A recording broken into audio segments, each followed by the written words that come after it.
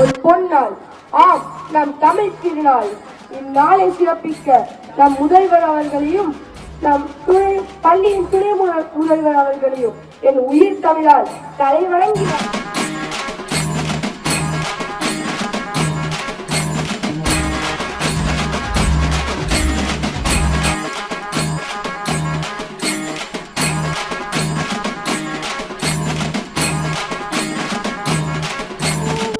இது உண்மை எல்லாம் எங்கள் செயல்களன்றே உண்மையே எழுதுவதும் உண்மையே எண்ணுவதும் உண்மையே உயிரான மதிப்பெண்களை எடுத்து ஒரு சீர்திருத்தவாதி.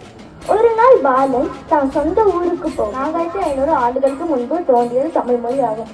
முதலில் மெட்ராஸ் என்று அழைக்கப்பட்ட நம் மாநிலம் நவம்பர் 1, 1966 உருவாக்கப்பட்டது. மகாகவி பாரதியார் யாமறிந்த மொழிகளிலே தமிழ் மொழி போல் இனிதாகி எங்கும் காணும் என்று தமிழ் மொழியை புகழ்ந்துள்ளார்.